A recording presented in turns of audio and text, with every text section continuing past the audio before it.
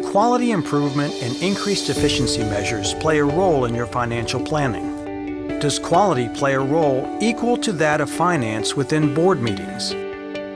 How do your organization's quality improvement strategies impact your financial performance? We have to think of quality on several levels.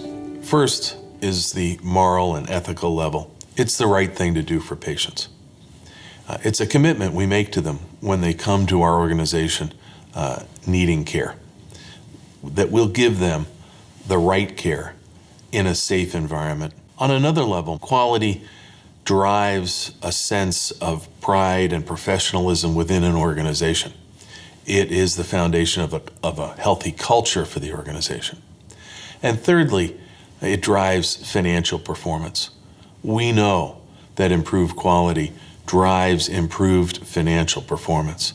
And when you have all three of those levels working together, you have a very strong culture, strong commitment, and strong operations. In the past, our boards were largely structured around finance and performance against targets that were financial in nature. And in going forward in the future, we will be compensated for the outcomes that we're capable of delivering. Therefore, some boards with which I've worked are moving more towards combining the quality and finance committees of the board into one thing, because we cannot control the finance if we cannot control the quality, and vice versa. We cannot control the quality if we don't have access to means to support the quality. Going forward, I think it's going to be really important for the boards and the CEO and the hospital staff to focus on not only driving the cost down, but quality as well. That's what's going to make us sustainable going forward.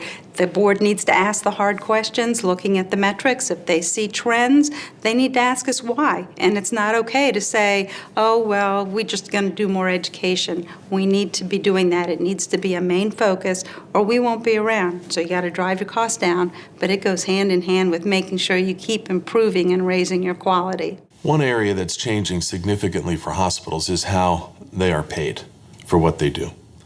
The old fee-for-service system where if you did more, you got paid more is on its way out. What is on the way in is a fixed amount of money. And it can be per episode for a patient, or it can be per procedure, or it can be per person per month. But nonetheless, the movement is definitely toward some fixed level of payment. So as we go forward, the linkage between quality, satisfaction, payment is tight, and quality becomes your best friend in a fixed payment environment.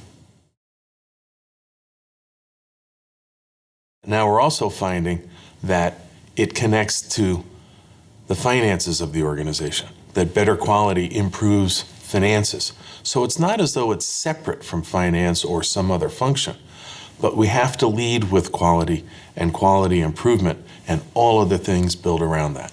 There's really a very strong business case for quality now. When I first came into the field, people weren't sure. As a matter of fact, they were pretty sure that improvements in quality would cost more money. That's not the case. All of the national studies are showing that as you improve patient care and performance, costs actually go down. We have to get better for the sake of our patients, but it also gives us better overall organizational performance. And we're starting to be paid for performance. So our payments will be linked to how well we do on key performance indicators. And so now there's a direct tie like never before. Today there is a national focus on certain key areas. Number one, hospital-associated conditions. So infections, wrong site surgeries, things like that. Definite priority, definitely things that we've got to try to reduce to zero if at all possible. Secondly, readmissions, preventable readmissions, making sure that people have the instructions, know what they need to do when they go home, that we provide the support so that they don't have to come back in for the same reason. We're not going to get paid for that readmission. So you're starting to see a real gelling of attention and focus at the national level around certain key activities certain key indicators of quality and safety. Since boards allocate the resources within the organization and provide investment capital in new equipment and new services, boards should also look at improving quality as an investment opportunity. Boards should assure that enough money is placed in the budgets of the quality and safety programs to assure their success, that there's adequate staffing and resources to build effective quality and safety programs. The collection and use of data is essential to a quality improvement effort. The old saying is, what gets measured gets done. So if the organization knows that there are key indicators that will indicate how well the organization is performing in specific areas, and then as part of a broader picture, its overall performance, attention gets paid to that. And so you have to have data to know if you're progressing, because the fundamental question of how we're doing gets answered with another question: compared to what? Compared to what our targets are for improvement in given areas.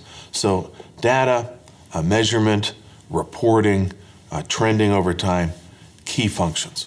Organizations today use a balanced scorecard to measure overall progress and success. Those scorecards contain some quality measures, financial measures, community and patient satisfaction measures, maybe some market share measures. Off of that scorecard is driven indicators and incentives for leadership. CEO annual performance objectives link straight to that scorecard. Clinical leaders maybe link directly to more the quality and safety indicators than maybe the market share indicators, but their incentives and objectives run right off of that same scorecard. So you're starting to see an overall connection across the organization, from organizational targets and goals to individual performance expectations and incentives.